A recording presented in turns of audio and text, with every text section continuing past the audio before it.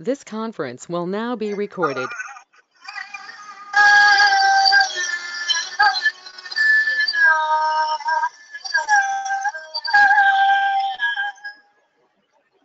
नमामि धन्वन्तरीरादिदेवं सुरासुरैर्वन्दितपादपद्मं लोके जरामरणभयोऽन्त्यनाशम् दातारमीशम् विविधौषधीनाम् शङ्खं चक्रं जलपान् दधतमृतघटं चारुदोर्भिः सूक्ष्मस्वच्छातिरोदं शुकहरिविलसन् मौलिमं भोजनेत्रं कालाम्बोदोज्ज्वलाङ्गं कटितटविलसच्चारु पीताम्बराढ्यं वन्दे हनुमन्तर्युगं निखिलगगन प्रौढदावाग्निलीलं प्रौढदा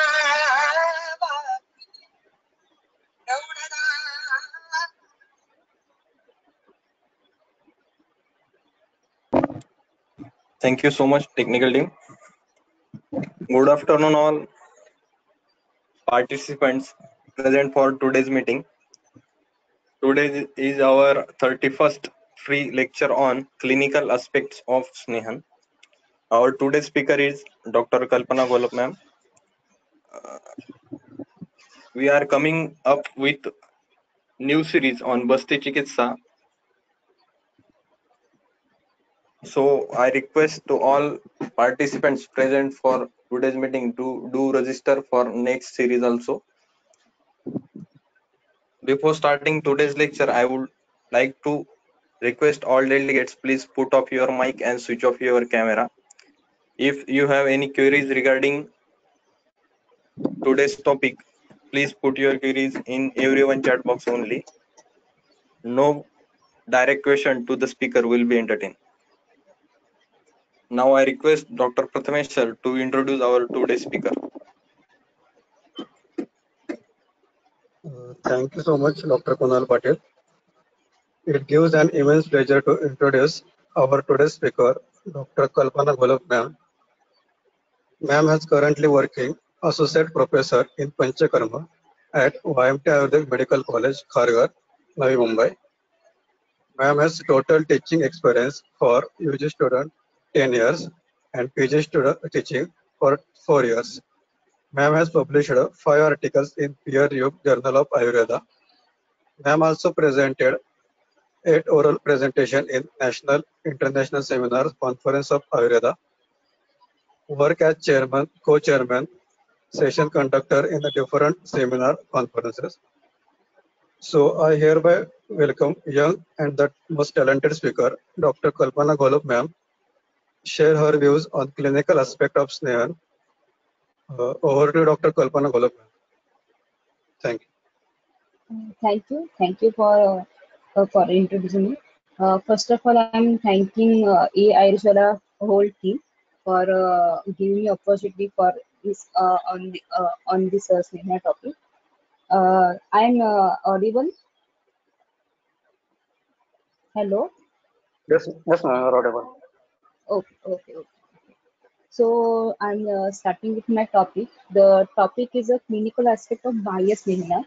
As we know, Snehana is a wide topic, so we cannot complete the whole topic in this. So I'm just focusing on a bias Snehana. But in bias Snehana today, I'm focusing on Abhyanga, which is a mostly used therapy nowadays in a, like a Panchakarma also, in a daily use also, in now in a spa center also go for Abhyanga very famously. So today we are starting with our topic clinical aspect of bias Snehana. As you know, dharmartha kama mokshanam, arogyam mulam uttamam, rogastasya pranaha, shreyasya jivasya jva. Means good health stands at the very root of virtuous acts, acquirement of wealth, gratification of desire, and final emancipation. Diseases are the destroyers of health, well-being of life.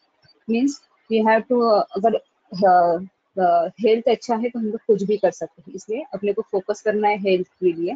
तो health के सबसे अच्छा रहने के लिए first क्या करना है, तो उस हिसाब से हम लोग ने फर्स्ट स्टार्ट किया है स्नेहना से। तो लेट्स स्टार्ट विद स्नेहना। In today's session, we are going through introduction and importance of Snehana, Bhaya Snehana type, importance of Abhyanga, indication and contraindication of Abhyanga, the mode of action of Abhyanga according to Ayurvedic view and modern view, and different oil used in patients. In nowadays, which oil are used, we are going through all these points. It starts with Snehana. Why you choose a Snehana?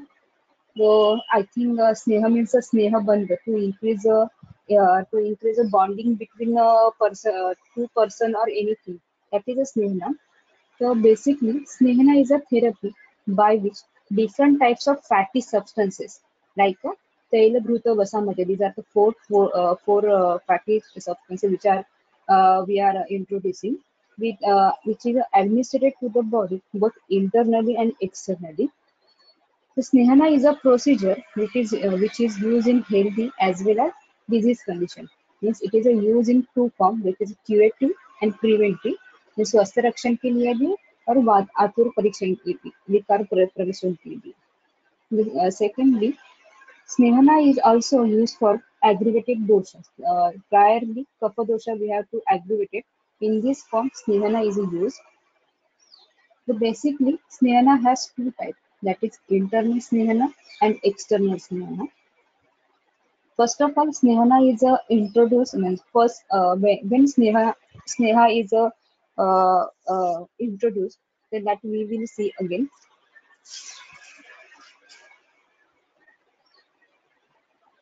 Snehana is a type of, it is including Purva Karma and Pradhan Karma also. So today we are going for a Purva Karma and Pradhan Karma. Why is important Purva Snehana and Svedana important? To see, let's see. According to Acharya, they are mentioned. Snehanam agre prayujita तथा स्वेदनम अनंतरम स्नेह स्वेदोपपन्न से संशोधन अधिकतम.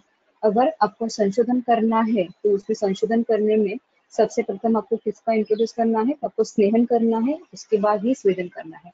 Means यहाँ पे कौन सा भी पंचकर्म आपको स्टार्ट करना है तो कौन सी प्रोसेस से स्टार्ट करना है, स्नेहन करना है. तो स्नेहन को इम्पोर्टेंस इसलिए दिया गया है कि अपनी लाइफ भी अगर स्टार्ट होती है तो बच्चे को जैसे हम लोग स्नेहन करते हैं बच्चों को, उसी तरह से पंचकर्म को भी आपको अगर तैयार करना है पेशेंट को तो we have to start with स्नेहन procedure. That's why it has so much important in Purva Karma in our life also. Next श्लोक is स्नेह पूर्व प्रयुक्तेन स्वेदनम अवजीते वनिदे पुरुष मित्र रेखांसि च न सज्जन्ति कथर्षण. अगर पूर्व कर्म के इसमें हम लोग अगर स्नेहन स्वेदन करते हैं, स्पेशली अगर स्नेहन करते हैं तो क्या है, स्नेहन का जो गुण है, जो पिच्छिलता गुण है या स्वेदन करने का गुण है, उससे क्या होता है, पुरुष मूत्र और रेतस जो बोले हैं न सज्जनम, मतलब शरीर में कहीं पे रुकते नहीं है और शरीर से बाहर निकालने के लिए हेल्प होते हैं. तो किस तरह से हेल्प करता है तो वो हम लोग आगे देखेंगे. तो बेसिकली स्नेह हेल्प्स टू पुरुष और मूत्र रेखा का न सज्जन, मतलब कहीं पे भी शरीर में उसका संचय नहीं करते हुए शरीर से बाहर निकालने के लिए स्नेहन बहुत इंपॉर्टेंट है. नेक्स्ट उन्होंने बताया गया है शुष्कन्यापि ही काष्ठानि स्नेह स्वेदोपपादने नमयंती यथा नय किम पुनर्जीवितम्. इसमें उन्होंने स्पेसिफिकली मतलब ये जो पूर्व कर्म के इसमें उन्होंने अभ्यंतर बाह्य दोनों स्नेहन के इम्पोर्टेंस के रूप में बताए, मतलब जिस हिसाब से बाह्य स्नेहन इम्पोर्टेंट उसी हिसाब से इंटरनल स्नेहन भी उतना ही इम्पोर्टेंट है. तो इसके अलावा अगर ये हम लोग लास्ट जो श्लोक देख रहे शुष्कन्य अपनी काष्ठानि, ये specifically focusing on external स्नेहपन.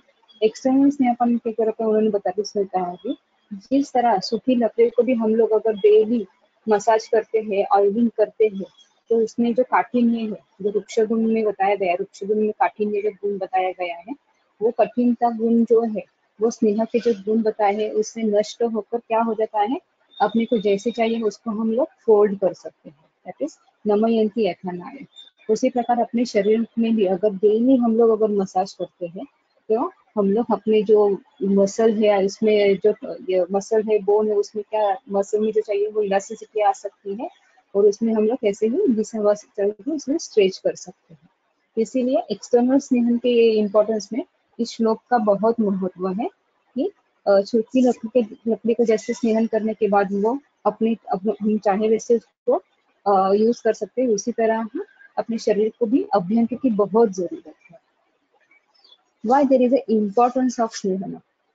As we know, जैसे सुश्रुत ने बताया है कि स्नेह सारो अयम पुरुष प्राणाश्च स्नेह भूमिश्च स्नेह साध्यश्च भवन्ति। As we know, our body has a special affinity towards the sneha. That is why it's considered as a स्नेह सार। हाँ, जब जन्म होता है जन्म के लिए जो शुक्र और आर्तव है वो भी जो ओरिजिनेटेड है वो स्नेह सार बताया गया है। मतलब अपनी जो उत्पत्ति ही है जो शुक्र और आर्तव से हुई है उसमें स्नेह सार बताई गई है, उसी से ही अपनी उत्पत्ति हुई है। तो उसका मेन जो मूल स्थान क्या बताया गया है तो स्नेह सार। इसलिए उसने बताया कि स्नेह सारो अयम पुरुषा, स्नेह का जो सार है अपने शरीर का जो सार है वही स्नेह युक्त है, इसलिए अपने शरीर में जो है स्नेह की आवश्यकता है। और आगे बताया उन्होंने बताया कि दोष धातु मल इनका अगर कोलाब्रेशन अगर ठीक रहे तो मनुष्य हेल्दी होता है। तो दोष धातु मल में भी देखा जाए तो त्रिदोष जो बताया गया तो उसमें पित्त और कफ ये इसमें स्नेह भूमिष्ठ है। उसके अलावा धातु में अगर अस्थि हम लोग छोड़ दें लेकिन बाकी जो सभी है रस रक्त मांस मेद और मज्जा शुक्र इनमें क्या है स्नेह प्रधान धातु है। इसके अलावा जो मल बताया गया है पुरुष है मूत्र है स्वेद है ये भी स्नेह भूमिष्ठ है। धातु के जो उपधातु बताए गए हैं जैसे लसिका है स्लन्य है ये सभी क्या है स्नेह सार है। इसलिए सुश्रुत ने बताया गया है कि अगर जीवन का सार मतलब अपने शरीर का सार देखा जाए तो किसमें है वो स्नेह में है। इसलिए अपने शरीर के लिए स्नेह की बहुत आवश्यकता है। तो अगर अपने को अगर स्नेह शरीर में नहीं है तो शरीर में क्या आ जाएगी रुक्षता आ जाएगी, जिसकी वजह से जो कोलैबोरेशन है वो वहीं पे डिस्टर्ब हो जाएगा। तो उसको अगर कायम स्वरूप कायम अच्छा रखना है तो अपने को internally as well as externally स्नेहन दोनों की जरूरत है, क्योंकि स्नेह नहीं है तो कोई धातु मल और दोष इनका पोषण होना पॉसिबल नहीं है। As we know, there is a major purva karma of Shodhana. Snehana can produce dosh utkleshan, dosh shaman, dhatu riddhi. Shaman is important in a dhanacharya. As we know, sneha is introduced in a dinacharya and rutucharya also. हमें बताया गया कि दिनचर्या में बताया गया है कि स्नेह मतलब बचपन से हमें अभी मतलब मरते दम तक हर रोज अभ्यंग या स्नेहन करना चाहिए। तो क्यों करना चाहिए उसका इम्पोर्टेंस क्या है हम लोग आगे देखेंगे, लेकिन इसको इम्पोर्टेंस दिया है दिनचर्या ऋतुचर्या में, इसलिए अपना स्नेह शरीर में होना ज्यादा जरूरी है। स्नेह बंद नहीं है तो हम लोग जैसे एक दूसरे से बात भी नहीं कर सकते। अभी मैं आपको इतने अच्छे से समझा बिकॉज ऑफ स्नेह बंद ही ना हो, अपने में स्नेह बंद है इसलिए हम लोग एक दूसरे से अच्छे से बात कर पा रहे। अगर वही नहीं तो क्या होगा वहां पे रुक्षता बढ़ जाएगी। तो first next thing, what is the निरुक्ति ऑफ स्नेह? The word sneha is derived from the root sneha. It has two meaning. That is, first is the sneha priti. That is प्रेम भावना। हाँ, जो प्रेम भावना जैसे नए हम लोग फ्रेंड बनते हैं तो एक दूसरे में ज्यादा बात करते हैं तो क्या बनती है अपनी स्नेह प्रीति या स्नेह प्रेम रहता है। उसी तरह हाँ, जैसे पुराने हो गए जैसे शादी हो गई नए कपल है तो अच्छे से बहुत बातें होती है तो क्या होता है स्नेह बंद बढ़ता है। जैसे शादी पुरानी हो गई तो क्या हो गई धीरे धीरे रुक्षता बढ़ जाती है। उसी तरह स्नेह ये जो है क्या है स्नेह प्रीति या स्नेह भाव उत्पन्न करने वाला है, स्नेह बंधु उत्पन्न करने वाला है। दूसरा उसका मीनिंग बताया गया है ना स्नेह ने जिससे स्नेहन किया जाता है उसको स्नेह बोला जाता है। इसमें निरुक्ति में बताया जाते समय स्नेह और स्नेहन दोनों के अलग उपमा है। स्नेह इट मीन्स अ सब्सटेंस, जिसके द्वारा हम लोग शरीर में स्नेहता उत्पन्न करते हैं उसको स्नेह बोला जाएगा। And the process by which Sneha is introduced, that is called as Snehana. Today we are focusing on Snehana. अगर इस स्नेहन की अगर व्याख्या देखी जाए डेफिनेशन देखी जाए तो क्या बताया है? स्नेहनम स्नेह विषंदम मार्दवम क्लेद कारकम। the process that is in which स्नेहनम स्नेह क्रिया होती है, विच्छेदन कर्म होता है, मार्दवता लाती है, क्लेदन कर्म होता है। तो इस सब प्रोसेस को क्या बोलेंगे? स्नेहन बोलेंगे। और ये प्रोसेस जिस द्रव्य से होती है उस द्रव्य से क्या बोलेंगे? स्नेह द्रव्य। जो प्राधान्यता 4 प्रकार के बोले गए हैं, धूत, तैल, वसा, मज्जा। तो स्नेहनम मीन्स अंकसनेस, विच्छेदन मीन्स लिक्विफिकेशन, मार्दवता मीन्स सॉफ्टनेस एंड क्लेदन मीन्स मॉइस्टनेस। ये चारों चीजें जिस द्रव्य से आती है उनको स्नेह द्रव्य बोले जाएंगे, और इस प्रोसीजर को बोलते जाएंगे तो स्नेहन बोलेंगे। तो स्नेहन की व्याख्या देखी जाए तो क्या है? स्नेहनम स्नेह विच्छेदम, मार्दवम, क्लेदकारकम। What is the properties of Sneha Guna and why it is important in this? This is the main actually focus whenever we अगर चांस मिला, अगर इंटरनल स्नेहपन का कभी चांस है तो उसमें हम लोग डीपली देखेंगे कि क्या इंपॉर्टेंस है। अकॉर्डिंग टू गुना हम लोग कैसे अपने को ऑयल चेंज करना है, कैसे अपने को डिजीज के हिसाब से, गुणों के हिसाब से अपने को अपना द्रव्य चूज करना है, हम लोग डिटेल में देखेंगे। फिर भी एक शॉर्ट में बताती हूँ। वाग्भट में बताया गया है कि गुरु शीत सरस निक्त मंद सूक्ष्म मृदु द्रवम औषधम स्नेहनम प्रायो विपरीत विरुक्षणम। क्या गुण बताए गए हैं? जिसमें गुरु शीत सरस निगम मंद सूक्ष्म मृदु और द्रव ये गुण है, उसको ये क्या है? स्नेहन के गुण है, जो विपरीत विरुक्षणम, जो रुक्ष गुण के विपरीत है। इसके अलावा चरक में बताया गया है द्रव सूक्ष्म सरस निग्ध पिच्चिलम गुरु शीतलम प्राय मंद मृदु यद द्रव्यम तथा स्नेहनम मतम। उन्होंने एक अलग से पिच्छिले गुण बताया गया है चरक में। अगर इस गुण के हिसाब से देखा जाए तो हमें कैसे ट्रीटमेंट करना है, तो उसके लिए थोड़ा सा आगे जाकर बताती हूँ। अकॉर्डिंग टू महाभूत, फॉर एग्जाम्पल व्याधि में कुछ स्नेहन चिकित्सा प्राधान्यता है, वात व्याधि में यूज कर जाती है। तो वात व्याधि में जब वृक्ष गुण बढ़ता है या एनी, जैसे बताया गया है कि मार्गावरोधजन्य और दूसरा कौन सा है? धातु क्षयजन्य, ये दोनों कारणों से वात व्याधि प्राधान्यता होती है। दोनों में चिकित्सा करते समय हमें अगर बोला गया वातस्य को कर्म स्नेह स्वेदन प्राधान्य, स्नेहन अगर कर्म हम लोग करना है तो हम सब टाइम पे सेम ऑयल यूज नहीं करेंगे, तो गुण के हिसाब से हमें उसको चेंज करना है। तो गुण के हिसाब से हम लोग कैसे करेंगे? तो प्राधान्यता जैसे बताया गया कि पिच्छिल गुण है, पिच्छिल जिसमें पृथ्वी आप गुण, आप महाभूत प्रधान है, वो हम लोग कहाँ पे यूज करेंगे? जहाँ पे धातु क्षय की अवस्था है। तो पृथ्वी और आप गुण कौन से गुण में प्रधान बताए गए हैं? तो पिच्छिल गुण में बताए गए हैं। उसके बाद स्निग्ध गुण में, उसके बाद द्रव गुण में, गुरु गुण में, शीत गुण में, इन गुणों में क्या बताया गया? पृथ्वी और आप गुण प्रधान है। तो जहां जहां पे धातु क्षय की अवस्था है वात व्याधि में, तो वहां पे हम लोग पिच्छिल गुण, स्निग्ध गुण, गुरु गुण और शीत और मृदु, एक गुण युक्त जो स्नेह है उसका यूज करेंगे। फॉर एग्जाम्पल जैसे बताया कि वसा मज्जा, ये प्राधान्यता कैसे होते हैं? पिच्छिल है, स्निग्ध है और गुरु बताया गया है, तो इनका यूज हम लोग वहां पे कर सकते हैं धातु क्षय की अवस्था में। उसी अपोजिट अगर अवरोधजन्य व्याधि है, तो अवरोधजन्य व्याधि में अगर हमें स्नेह यूज करना है तो ऐसे में हम लोग कौन सा करेंगे? तो जिसमें तेज, वायु और आकाश महाभूत की प्राधानता है। देखा जाए तो स्नेह गुण में प्राधानता ये पृथ्वी और आप की ही है, लेकिन उसमें से कुछ गुण ऐसे हैं जिसमें तेज, वायु और आकाश गुण प्रधानता है। जैसे सूक्ष्म गुण बताया गया है, सूक्ष्म गुण के अलावा मृदु गुण बताया गया है। उनमें जो है क्या बताया है कि तेज गुण, वायु गुण और आकाश गुण प्राधान्यतम है एज कम्पेयर टू पृथ्वी और आप गुण।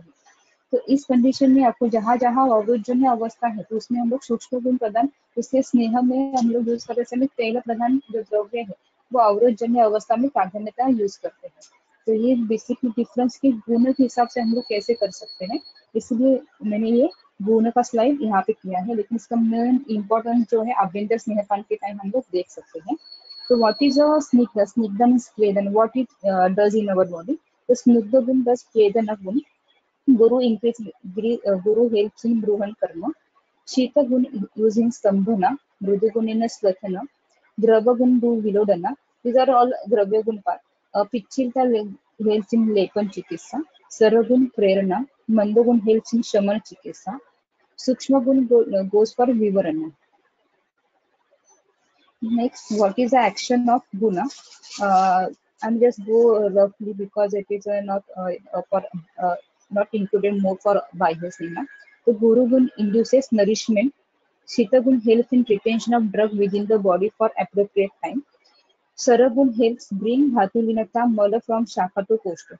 This is more useful for internal snehapanam. I'm just go roughly.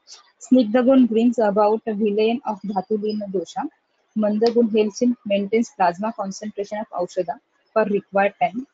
Next in a Sukshma gun enter minute channels of body to perform required function, which is helpful in बाह्य स्नेहना सूक्ष्म गुण जो मैंने जैसा आपको बताया है कि सूक्ष्म गुण जो बाह्य स्नेहन के लिए बहुत इंपॉर्टेंट है.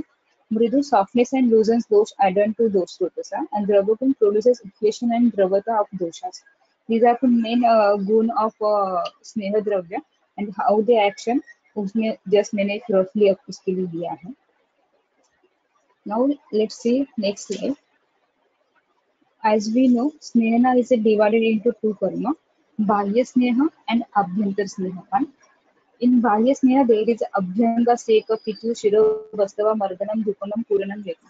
These all are included into bahya sneha. And abhyantar sneha include achyapan and vicharana. We are now focusing on bahya sneha. This is in short why where we have to go for snehana. This slok is included for internal as well as external. It is more focusing for internal snehana, but there are some indications which are eligible also for external snehana. Like Svedya Sanshadhya Madhya Sri Vayamas Sapta Shintaka Ruddha Bala Abala Kusha Ruksha Shinastra Rekasa Vatartha Sangha Timira Daruna Prati Bodhina. Means before स्वेदना we have to go स्नेहना. जब भी आपको स्वेदन कुछ specific disease है जिसमें स्नेहन वर्ज्य है, लेकिन जैसे आमदोष है, सामदोष अवस्था छोड़े है, वहां पे हम लोग स्नेहन करते नहीं, लेकिन बाकी सभी अवस्था में अगर आपको स्वेदन करना है तो उसके पहले आपको स्नेहन करना जरूरी है. उसके बाद शोधन की बिफोर जैसे हमने बताया कि इम्पोर्टेंस इसका पूर्व कर्म में रोल है, तो जिसका हमें शोधन करना है उसके पहले अपने को स्नेहन करना इम्पोर्टेंट है.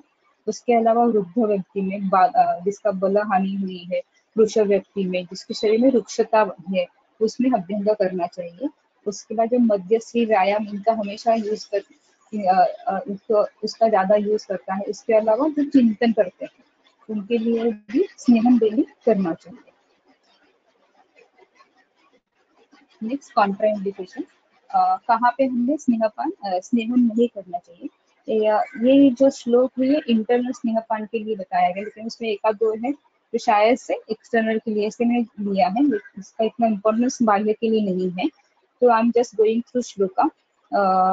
न तो अति मंदा अग्नि तीक्ष्ण अग्नि स्थूल दुर्बला पुरुस्तंभ अति सारामल रोग उदरोदरे मूर्छाश्च अरुचि श्लेष्मा तूष्मा अद्देश्च पीड़िता अपप्रसूता युक्ते नस्य वस्तु विरेचन. इन कंडीशन में स्नेहपान नहीं करना है. दिस इज फॉर इंटरनल स्नेहपान. पर इसमें जो बताया गया है कि जस्ट जिनका नस्य वस्तु विरेचन है, जस्ट जिनका पंचकर्म हुआ है उनका स्नेहन नहीं करना है. ये जो है उसमें वो एक्सटर्नल हेयर के लिए अप्लाई होता है. बाकी जब जो बताए गए हैं तो उसके अलावा मंदाग्नि ये जो बताए गए हैं इस contraindication for external and internal both. बाकी के जो है वो इंटरनल स्नेहपान के लिए कॉन्ट्राइंडिकेशन है. So now focusing on our बाह्य स्नेहना. There are different types of bahya snehana in a book. So first of all, we will go to types according to application. Application के हिसाब से अभ्यंग के क्या क्या प्रकार आते हैं. तो first abhyanga is a oil massage. Second is a लेप, means oil application on our body. जैसे शिरोलेप है, संधिगत लेप है, in any लेप. Then mardana, which is a hard massage with oil. Then parisheka, that is irrigation or pouring, that is a dhara. Then dharan karma means retention, like kati basti, stanik basti, any type of, that is a dharan karma. Then puran karma means filling, like we are doing kati basti, jana basti comes under dharan and puran. These are the types of bahya snehana. These are the other sneha application we are used nowadays, that is uravasti, kati basti. I think you all know this terminology, just I am going through.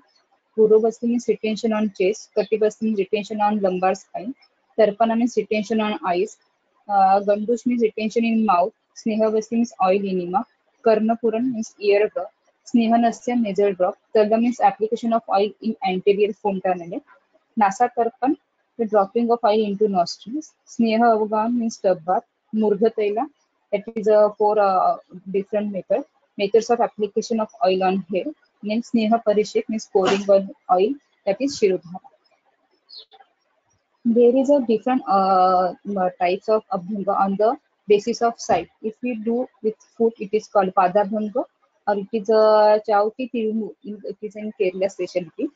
With hands, it is called a keshamardhanam, and other parts of the body we call it a samvahana. In Vatya Sanhita, in this Sanhita, it is mentioned this type of three types of massage. Types according to movement के हिसाब से भी उन्होंने प्रकार बताया कि अभ्यंग के क्या प्रकार हो सकते हैं. That is first is effleurage. Effleurage means long centripetal strokes. We have to give stroke on a body with a centripetal manner. That is called a effleurage. Next one is a patricide or Pidanam karma. The tissue in this Pidanam karma, we have to grasp the muscle from the bone with the help of forefinger and thumb and squeeze it. That is called as patricide or Pidanam. Next is kneading like a dough. हम लोग dough को कैसे ये करते हैं, मसलते हैं, उसी तरह जो लार्ज एरिया ऑफ मसल है उसमें नीडिंग करना. दैट इज मर्दनम कर्म. We are using this is a type of movement we are using.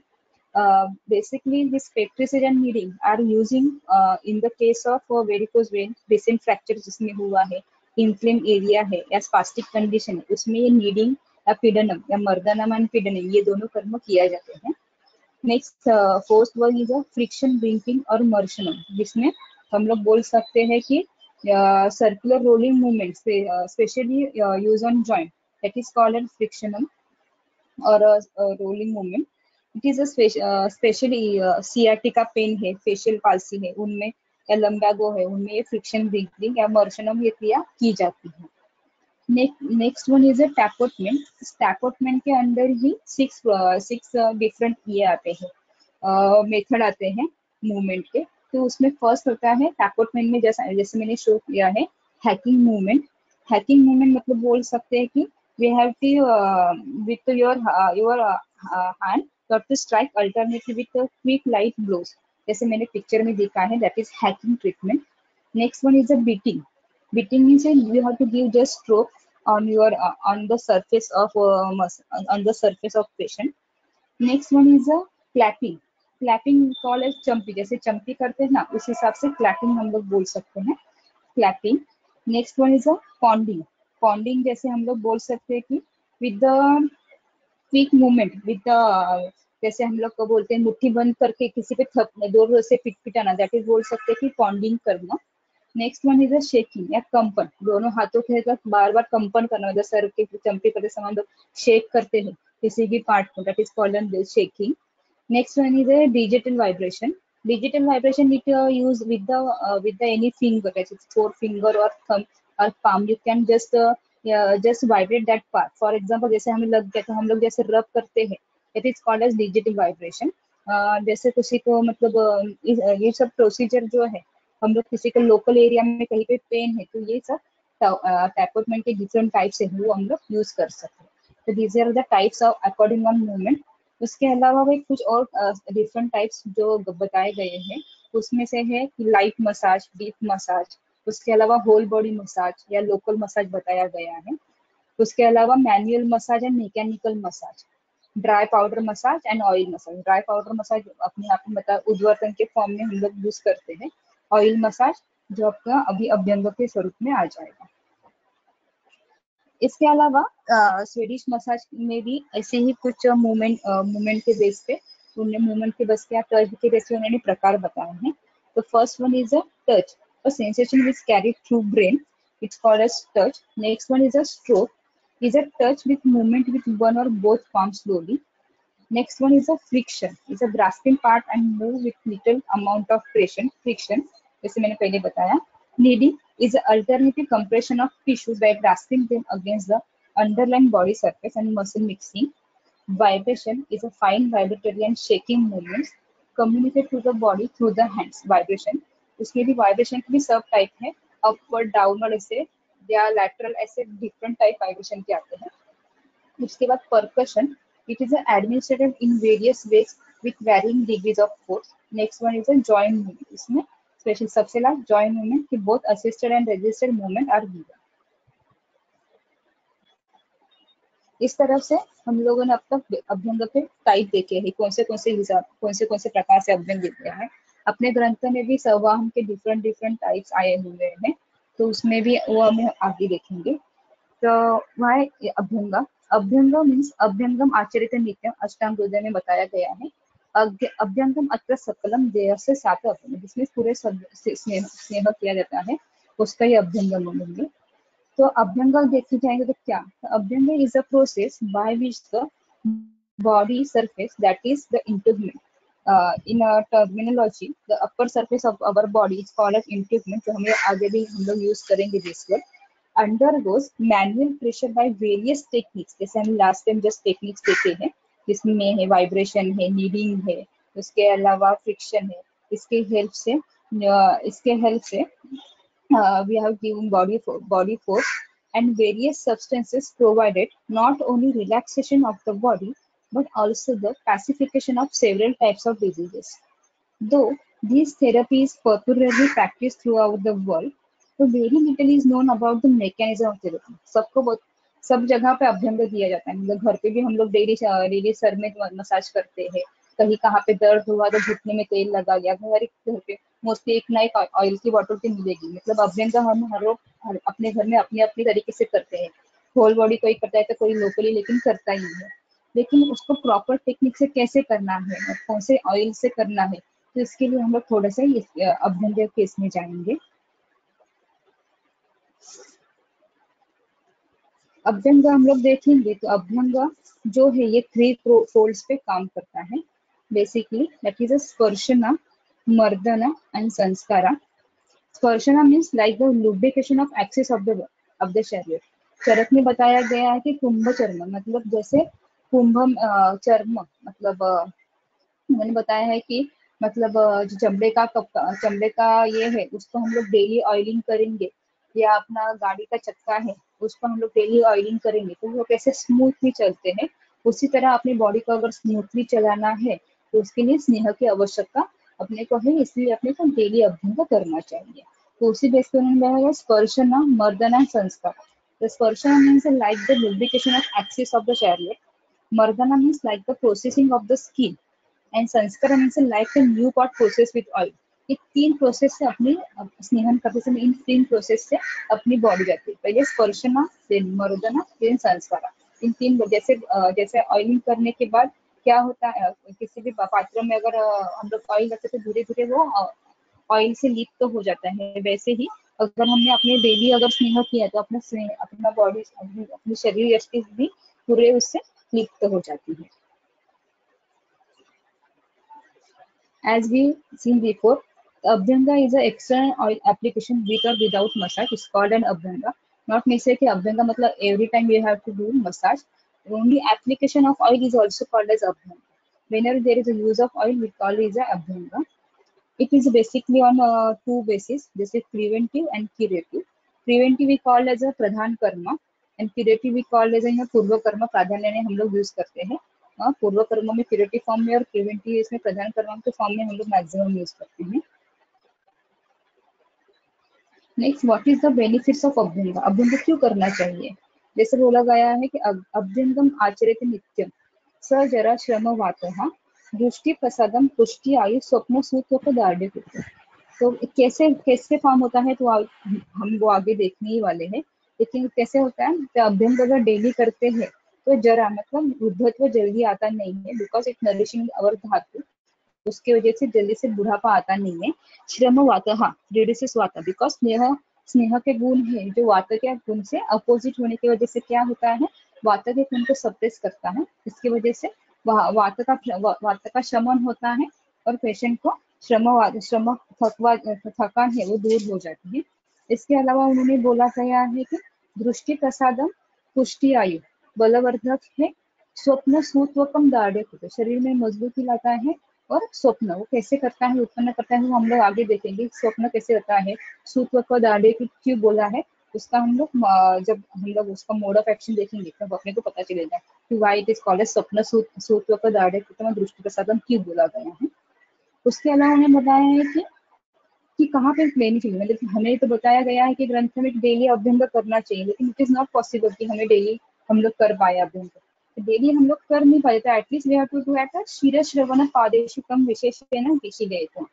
At least हमें कहाँ पे क्षीर प्रदेश पे श्रवण मतलब कान में और पाद में डेली अभ्यंग ये करना ही चाहिए। होल बॉडी अगर इट्स नॉट पॉसिबल तो एटलीस्ट हमें सर पे, कान में और पादाभ्यंग तीन चीजों को हमें डेली उसका यूज करना ही चाहिए। इसके अलावा हम लोग के advantage of regular abhyanga, daily अगर हम अवलोक करते हैं तो चरक के क्या बताया है, न च अभिघाता अभिहंतम गात्रम अभ्यंगम सेविना। अगर डेली हमने अभ्यंग करते हैं तो क्या होता है कि कहीं भी वेयर टेयरिंग की प्रोसेस है वो ठीक हो जाती है और कहीं पे भी हमें इंजरी होने के चांसेस कम हो जाते हैं। विक्रम भजते अत्यर्थ बल कर्मणि च वाक्वचित सुस्पर्श अपचित अंगश्च बलवान प्रिय दर्शनम भवति अभ्यंग नित्यत्वान नर अल्पजर एव च। मैंने बताया कि बल की प्राप्ति होती है वो कैसी होती है, वो हम लोग मैंने बोला कि जब मोड ऑफ एक्शन हम लोग उसके गो थ्रू करेंगे तो उस टाइम हम लोग देखेंगे। इसके अलावा बताया है कि अल्पज्वर मतलब वृद्धत्व बहुत देरी से आता है, कर्म की हानि जो होनी चाहिए वो बहुत लेट प्रोसेस होते हैं, बल का वर्धन होता है, इन सब वो सब कैसे होता है तो हम लोग जब मोड ऑफ एक्शन देखेंगे उस टाइम पर देखेंगे। Basically abhyanga is useful in जरा श्रम वात रोग, that is aging process to reduce fatigue and diseases due to vata. Abhyanga is useful. It also promotes eyesight, sleep, strength and complexion, longevity, texture of skin and nutritional status. इसके अलावा कोई और condition है जो ग्रंथ में वातव्याधि के स्वरूप में बताया, लेकिन उसको थोड़ा और एलिवेट करेंगे तो हम लोग वो कहाँ कहाँ पे हम लोग स्पेशली अभ्यंग प्रोसेस करते हैं। तो इन स्प्रेन, उसके अलावा डिसलोकेशन, जनरलाइज वीकनेस है, रूमेटिज्म में, हाई ब्लड प्रेशर में, पैरालिसिस, इंसोमिया, आर्थराइटिस, मतलब ऑल जो वात डिसऑर्डर है जिसमें धातुक्षय जन्य और उसके अलावा अवरोजन, वहाँ पे दोनों इसमें वहाँ पे वात की चिकित्सा के तौर पे हमें स्नेहन करना चाहिए। अगर डीमाइलिनेशन हो तो या न्यूरोट्रांसमीटर डिसऑर्डर हो तो दोनों में ही चिकित्सा स्नेह ही बोली है, लेकिन दोनों का फॉर्म जो है वो अलग रहेगा। वो कैसे है हम लोग वो जब हमें मौका मिलेगा तो हम लोग उसके बारे में डिस्कस करेंगे। उसके अलावा पोलियो वेस्टिंग है, इसमें भी हम लोग को स्नेह का बहुत इंपॉर्टेंस है। These are the indications for अभ्यंग। कॉन्ट्रा इंडिकेशन, सब जो बोलेगा अभ्यंगम आचरित नित्यम, ग्रंथ में तो बोला गया कि अभ्यंग डेली करना चाहिए, लेकिन कौन सी कंडीशन में जहाँ पे बहुत सारे लोगों को पता नहीं थी वहाँ पे अभ्यंग नहीं करना चाहिए। तो उन्होंने क्या बताया है कि वर्ज अभ्यंग कफग्रस्त था संशुद्धि अजीर्णि। तो अभ्यंग कहाँ नहीं करना है, जो कफ से ग्रस्त व्याधि है जैसे मेदरोग वगैरह जो है तो उसमें हमें नहीं करना चाहिए। उसके अलावा संशुद्धि, यहाँ पे कफग्रस्त का जो कंसीडर करते समय वो कफज व्याधि कंसीडर न करता है, कफ प्रधान जो मेद दृष्टि से इधर उसका कफ का मल की दृष्टि से होने वाली व्याधि है उसको कंसीडर करना यहाँ पे इम्पोर्टेंट है। जैसे वो अलग है कि मेदोशोथ की दृष्टि की जो भी व्याधि है वहाँ पे अभ्यंग नहीं करना चाहिए। उसके बाद हमें बोला गया है कि संशुद्धि जस्ट जिसकी संशुद्धि में जिसका जस्ट शोधन हुआ है, जैसे वमन विरेचन हो गया है तो उसके बाद फौरन तुरंत बाद स्नेहन नहीं करना चाहिए, क्योंकि स्नेहन स्वेदन ये जो शोधन प्रोसीजर है वो क्या करते हैं, बलहानि करते हैं। तो बलहानि कर जब शरीर की होती है तो उसमें और वियर एंड टियर ना हो मसल का, इसलिए हमें स्नेहन नहीं करना चाहिए। उसके अलावा हमें अजीर्णि, अजीर्णि मतलब अग्निमांद्य है तो अग्निमांद्य मतलब जाठराग्निमांद्य अगर है तो हम लोग क्यों नहीं करेंगे कि जाठराग्निमांद्य के ऊपर ही बाकी सब धातुओं की अग्नि डिपेंड होती है। तो हम लोग आगे देखेंगे कि क्या रोल है करके।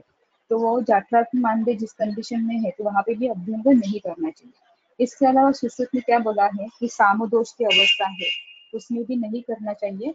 तरुण ज्वर में, यहाँ पे तरुण ज्वर बोला गया है बिकॉज अगर जीर्ण अवस्था में अभ्यंग का वर्णन आया है ग्रंथों में, परंतु तरुण ज्वर की अवस्था में हमें अभ्यंग नहीं करना चाहिए। अजीर्ण अवस्था जैसे उन्होंने ऑलरेडी अवागवत में बताया है। उसके अलावा संतर्पण समुक्त रोग, संतर्पण से जो उत्पन्न हुए व्याधि है जहाँ पे रुक्षण की आवश्यकता है वहाँ पे स्नेहन चिकित्सा नहीं करनी है। ठीक है, इस हिसाब से ये कॉन्ट्रा इंडिकेशन है। स्पेशली इसमें याद रखना है कि अजीर्ण है तो अभ्यंग नहीं करना है। उसके अलावा संतर्पण से जो उत्पन्न व्याधि है, फॉर एग्जाम्पल मेदो सूत्र दृष्टि जो भी मतलब वो कुष्ठ है, जो जिसमें प्राधान्य में बोला जाएगा मेदो की दृष्टि या क्लेदर का समावेश ज्यादा है, वहां पे अभ्यंग नहीं करना है, तो उस व्याधि को हम लोग नहीं करेंगे।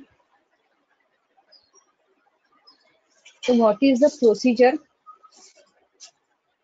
For अभ्यंगा?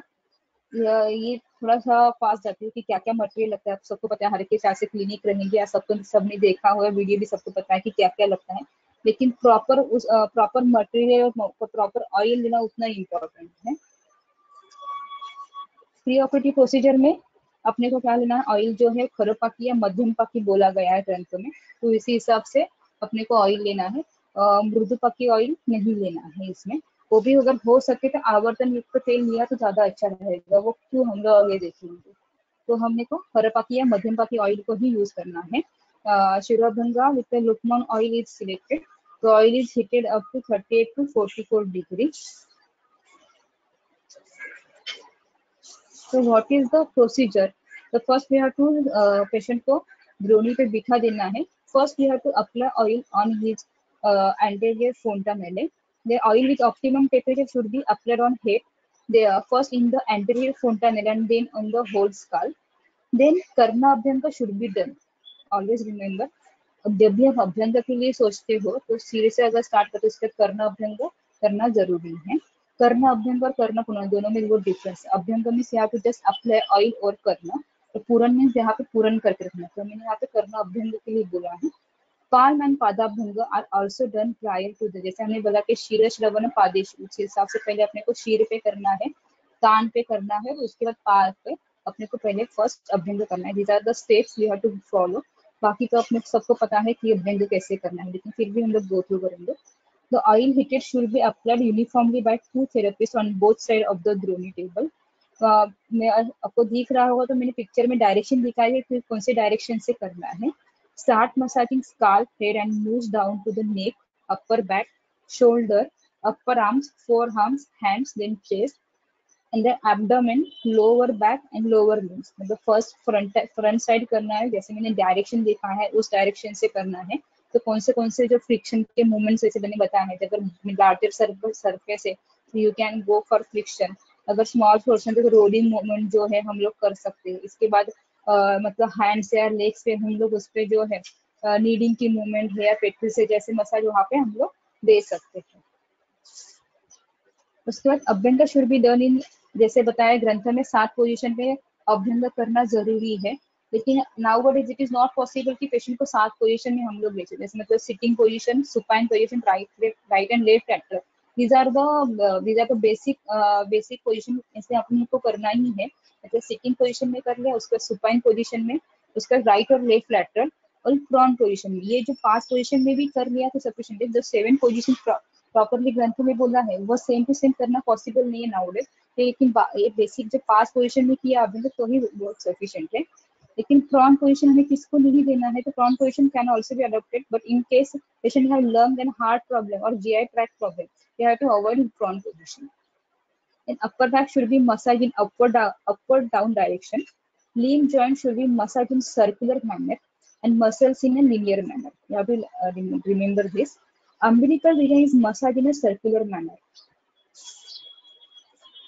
In supine position, we are focusing on upper limb, shoulder, neck, umbilical region, and lower limb region from sternum to the front. We have to focus on this. In left lateral position, we have to focus on back, lower limb, hip area. We have to more concentrate. Right lateral area, we have to concentrate on back, right limb, and hip side. In prone position, mild spinal massage is given, but those have lungs problem, cardiac problem, and GI attack, you have to avoid prone position strictly. At the end of the procedure, the medicine on body should be wiped out with the tissue paper and towel. This is a procedure. In this procedure, we have to practice whenever we have to go for abhyanga, prior abhyanga, just moisten your body before starting any abhyanga with any oil. This is a clue for abhyanga procedure. Whenever start with abhyanga, we have to moisten our body, moisten the body of the patient, and we have to relax our muscle also and even patient's muscle. Whenever there is a relaxation in muscle, the abhyanga shows very well result in the patient. So we have to go for a relaxation movement. This is how much time we have to discussing next. So this is a procedure I just discussed with you. This is a slide. The upper back should be in upward downward direction. Limbs you have to go for circular manner. Muscles you have to go for linear manner. And in umbilical region you have to go for circular manner. This is a just slide for means those are doing their UG and PG. This is a unique slide I found in Kalpastan. There is a reference then how much oil we have to pour or how much time we have to go for Abhyanga. So this is based on Kalpasthana, but nowadays it is not possible. But for just theoretical part of I'm adding this slide. In the Vata dosha, it is mentioned that if you go for a head massage, you have to do it 3 times per day. In one day, you have to do for 3 times, and at the time of you have to use 1.5 color oil for head massage. That is near about 60 ml oil you have to pour at one time for head massage. For Nasa and Karna, we have to go for 6 bindu and per day one time. We have to go for a Puran. In Nasa and Karna, you have to apply 6 bindu. 6 bindu. In Netra, there is a 1 bindu. You have to apply 1 bindu in a Netra per day, one time. For feet, you have to go massage it for 3 times per day. And for this 0.5 karsha, near about 10 ml oil is sufficient. And for soul and heart, you have to do massage for 2 times. That is near about 10 to 20 ml amount is sufficient. If it is patient is a Pitta dosha, in Pitta dosha, head massage is done also 3 times. And for this purpose, we have to require 40 ml oil, that is 1 per oil. And if it is old age or children, we have to go for 1/4 per, that is 10 ml oil for head massage. This is just for reference purpose, but it is not possible for a practical point of view. In in the Kaya Kalpa, there is a also mentioned for after post operative for how much time you have to wait. They are mentioned if you doing Abhyanga for Nitya, you have to wait for 5 Nadika. 5 Nadika means 2 hours. And if you are go for weekly once, then you have to wait for 12 hours. And if you go for once in a month, you have to go wait for 24 hours. This is a reference from Kaya Kalpa, just for PG student and user. I am just reminding all those things. So what is a post procedure procedure? The patient should take complete rest for 15 minutes in comfortable position. Patient can take bath in lukewarm water with suitable medicated oil or soap or churna. Rasnadi churna should be applied on head after snan. Always remember, Rasnadi churna is that is called as talab. You have to apply because स्नेह और स्वेदन इन दोनों में जो है जो sweating होता है उसके वजह से अपने आईज या हार्ट को थोड़ा सा इरिटेशन ना हो या पेशेंट सडनली इसमें न जाए बिकॉज ऑफ एक्सेसिव अगर स्वेट होता है तो पेशेंट की सडनली फेंट ना हो जाए तो वो अवॉइड करने के लिए वहाँ का जो स्वेदन थे वो एब्जॉर्ब करने के लिए रास्ताली चूर्ण अप्लाई करते हैं. When the patient feels appetite, take light food according to illness, digestive power and stamina. If the patient is indicated for Svedana, to go for a Svedana and should be done immediately after Abhyanga before bath. This is the post-operative procedure for Abhyanga. So till now we have to focus what is the types of Abhyanga, then what is the procedure of Abhyanga. Now we are focusing on mode of action of Abhyanga. So basically, Abhyanga show its result in 2 ways. That is, first one, the drug is a medicated drug used in medicated oil, which is on oil. I will tell how it works. And second one is a physical manipulation. In physical manipulation, it considered as a lymphatic massage and absorption as well as a capillary absorption, which I will tell you later. First, we will discuss on the drug in the medicated oil. As we all of you know, in wherever the process of Abhyanga is mentioned, Dalhana said about uh, uh, there is a 4th Tiyak Dhamni. What is it Dalhana said on the Shushruta comment when Abhyanga of Bhaya Snehana? He said, Dalhana said, there are 4 Tiyak Dhamni It divides gradually 100 to 1000 times to become innumerable. Means there are 4 basic चार जो तिर्यक धमनी बताई गई है उसके ही near about 100 to 1000 branches है that covers the all network of our skin, and their openings is attached to the Romakupa. Basically, the 4 dhamni hai, it is divided into thousands in branches, and it is spread all over our skin under the skin, and it is attached with the opening of the Romakupa. And through these Romakupas, the virya of drug present in Abhyanga that I mentioned in the virya present in Abhyanga or in the form of Parisheka Avbhara are absorbed into the skin after undergoing Paka by Bhajak Pitta in the skin. As I have mentioned before, कि अजीर्ण की अवस्था में अभ्यंगन नहीं करना चाहिए. तो अजीर्ण अगर जाठरक में मानते हैं तो कोई भी धातु का ही पाचन ठीक से नहीं होगा. जैसे मैंने बताया गया है कि स्किन पे जो भाजक पित्त है वो which helps in the absorption of this वीर्य of द्रव्य. अगर भाजक अपना अग्नि ही मानते हैं तो भाजक पित्त का भी जो कार्य है वो वहाँ पे ठीक से नहीं होगा. इसीलिए जहाँ पे अग्नि मानते हैं अजीर्ण की अवस्था है उस टाइम पे अभ्यंग नहीं करना है. जैसे मैंने बताया कि अजीर्ण में इसलिए अवॉइड करना है. तो जैसे ढोलना ने बताया कि ड्यू टू पाक एट भाजक पाक that takes place at a skin level due to Bhajak Pitta, it absorbs the virya of drug at the level of Romakupa, thereby entering into the body and procedures desired by therapeutic action. Communicator Dallo also explained the detailed absorption of Sneha used in Abhyanga procedure. According to this, the oil used in Abhyanga can reaches up to the different धातु. उन्होंने धातु की अवस्था के हिसाब से भी उन्होंने एब्जॉर्प्शन बताया है. तो क्या है जब हम आगे जाएंगे तो स्लाइड में हमें वो मिल जाएगा. शायद से आपको सबको पता ही होगा कि उन्होंने बताया कि रोमक और हर एक धातु में जाने के लिए कौन से कितना टाइम लगता है. तो उन्होंने अगर मेंशन किया है तो आप तो वचन समझ के हम लोग ये कंसीडर कर सकते हैं कि वहाँ पे कुछ ना कुछ एक्शन हो रहा है भाजक पित्त से और धातुगत अवस्था उस द्रव्य को प्राप्त हो रही है. इसीलिए ऑयल हमेशा यूज करते समय हो सके तो मेडिकेटेड ऑयल हमेशा यूज करने की कोशिश करना. नेक्स्ट है उन्होंने बताया तो इसीलिए आपने पीपीटी एक फ्लो चार्ट में बताया है. बाह्य स्नेहना ड्रग्स अंडरगोस पाचन बाय भाजक पित्ता which is mentioned by Dalhana. The virya of drug are absorbed through Romakupa, that is a dhamni, which are the basic 4 dhamni, which is the branches of these 4 dhamni, which is spread all over our skin, beneath the skin. The circulated all over the body reaches the specific affected part. Next, they show that the nourishment of dhatu and thus dosha takes place and shamana is abundant. जैसे हम लोगों का श्रमहर है बताया गया है अभ्यंग का गुण. तो उसी प्रकार से धातुओं का अगर पोषण होता है तो it वर्क एज अ बलकर और क्या बोलते हैं श्रमहर काम करता है. इसलिए मैंने वहां पे बोला कि मोड ऑफ एक्शन में हम लोग देखेंगे कि कैसे कार्य करता है. मैंने बताया कि पाक प्रक्रिया भाजक पित्त सिक्रेटेड इन त्वक. Virya of drugs are absorbed directly without alteration in properties and also has local action. Next one अभी है.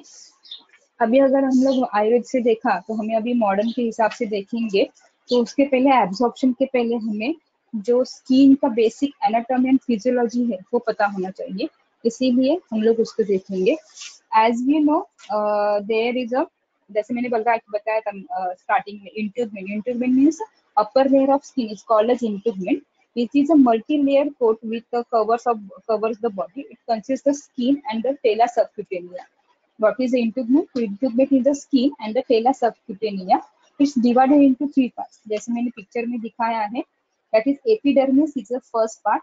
Second one is the dermis and third one is the hypodermis.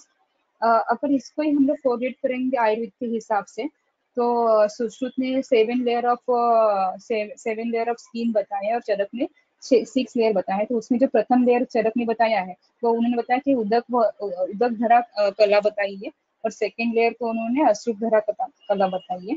तो फर्स्ट कला जैसे epidermis हम लोग consider करते हैं तो एपिडर्मिस में क्या बताया गया मॉडर्न के हिसाब से. तो epidermis is the most external layer.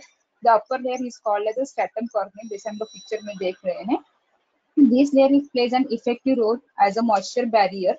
जैसे चरक ने इसको ही क्या बताया है उदक धरा कला बताया है.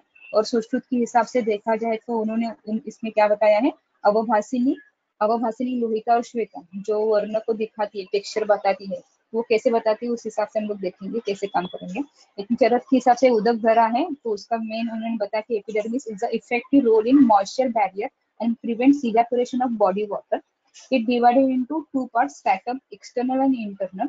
इट आल्सो कंटेन्स, मतलब एपिडर्मिस में फर्स्ट क्या है तो it gives moisture to your body, evaporation of body water इसमें बताया गया है। सेकंड जैसे कीरेटिनोसाइट्स, जो कीरेटिन है जो है उसकी जो सेल्स है, तो कीरेटिनोसाइट सेल्स है प्रेजेंट कहाँ पे होते हैं, एपिडर्मिस में होता है। That's why it gives a texture to our body. इसीलिए सुश्रुत में इसको क्या बोला है, लोहिता और श्वेता, जो वर्णों को दिखाती है, टेक्सचर को दिखाती है, इसीलिए एपिडर्मिस के अंदर लोहिता और श्वेता का भी समावेश होता है। इसके अलावा उन्होंने बताया है कि इट सीक्रेट इंटरलुकिन 1। इंटरलुकिन मतलब it is immuno acid which increase your immunity. जैसे मैंने बताया कि बलकर है, स्वस्थकर है, तो स्वस्थकर क्यों है, because epidermis is contain itself contains interleukin 1 which is secreted by the pressure given by you. There is sympathetic procedure stimulation. Because of that there is secretion of interleukin. Second one, it contains a Merkel cell which is a neuroreceptor of skin. तो Merkel cell वो भी उसमें present होते हैं epidermis में. This is the first layer epidermis. Basically epidermis is correlated for, it is helpful for to contain a moisture barrier. और उसके हिसाब से चरक ने इसको उदक धरा कला बताया है। सुश्रुत के हिसाब से देखा जाए तो उसमें अवभासिनी, लोहिनी यानी श्वेता, इन 3 लेयर का समावेश होता है जो अपने को कलर और टेक्सचर को दिखाती है। इसमें उन्होंने बोला कि टेक्सचर देने का, ग्लो करने का काम भी उन्होंने बताया कि अध्ययन करते तो किसके बेस पे होता है, तो एपिडर्मिस में जो कीरेटिनोसाइट सेल है उसको वो प्रेजेंट करती है, इसीलिए इसको लोहिता और श्वेता भी बोला गया है, अवभासिनी बोला गया है। थर्ड लेयर देखा जाए तो डर्मिस। डर्मिस भी उन्होंने बताया है कि it contains connective tissue fibre, मतलब जो रक्त, मतलब जो कनेक्शन आर्टरी या कैपिलरीज का जो है वो कहाँ पे है, लेयर कौन से लेयर में है, तो डर्मिस लेयर पे है। इसीलिए उस लेयर को रक्तधरा कला चरक के हिसाब से बताया गया है। और उसको ही ताम्रा जो है, जो ताम्रा और वेदिनी रोहिणी, वो सुश्रुत के हिसाब से बताया गया है। तो it contains amorphous ground substance, blood vessels, nerves, lymphatic and muscles. Important cell of this layer are leukocytes, histocytes and fibrinoblast and mast cell. These are present in dermis layer. Last but not least, it is a hypodermis. Hypodermis, it is a third layer under the dermis. It contains fatty tissue. Basically जो adipose tissue है वो यहाँ पे content होते हैं। इसमें basically देखा जाए तो इसमें जो है राउंड लोबुल्स होते हैं, फैट के लोबुल होते हैं। तो उसका काम क्या होता है, it control the hydraulic pressure chamber. Whenever give pressure, जो शरीर का जो हम लोग प्रेशर में मसाज करते समय जो प्रेशर लेते हैं, तो वो प्रेशर एब्जॉर्ब करके काम करता है कौन, ये fatty लोबुल्स which is present in a third layer of hypodermis. So basically this is the physiology and anatomy of our skin layer. This is the next slide, which is I just told you according to Ayurveda how it is divided. Avabhasini, Shweta or Lohita comes under epidermis. That is, it contains a moisturizer which is moistening the body and gives keratinocyte and keratin secretion. Second one is the dermis. It comes under Tamra and Vedini Rohini. Next one is the Mansadhara, which comes under the hypodermis. Now the arterial supply and lymphatic supply of the skin. In short, the skin is the skin has a very huge network of arteries supply and very minute supply. It is have at the stratum corneum there is so many arteriovenous anastomosis which is correlated with the lymph node. Then there is in a lymph node lymphatic drainage. According to Hanley, the lymph vessels of the skin are divided into small chambers. These lymph vessels are divided into small chambers throughout the body, and each of these chambers is drained into the lymphatic plexus. Means there is so many lymph vessels are there, which are in 8 to 12 mm in diameter, which are converted into lymph vessels are joined to the small chamber, and this small chamber are joined to the lymph plexus, and this lymph plexus drained into the arteriovenous anastomosis, and this give back to the heart. Okay, this is a connection between lymph and arteries. Each of these chambers is drained into the lymphatic plexus of deep fascia by an independent vertical trunk. Manual drainage of lymph could be done by external manual techniques. whenever there is a train, when we rub it, we will feel okay. That is because of lymph drainage. This is basically arterial and lymphatic supply of the skin. Now, how Abhyanga works on a skin? As we know, there are we use different types of oil, all those things, but there are some contraindication or some indication how Abhyanga will work. The oil applied over the skin penetrates into epidermis through stratum corneum. The upper layer of epidermis is called as stratum corneum. Through this transportation takes place, but there are some yeah, we can call it the contraindication, or there are some hurdle to absorption. That is a pharmacological consideration of Abhyanga. First one is the site of application. Whenever there is a whenever there is a thick layer of skin, it is a very hard to absorb your oil or your cream. So whenever there is a thin layer, more absorption will be takes place. For example, on your face, the oil get absorbed fast as compared to other part. Or whenever there is a fold on neck or fold of your knee joint or elbow joint, there is a more absorption. Means basic thing, thin layer, more absorption. Next one is the thickness and integrity of stratum corneum epidermis.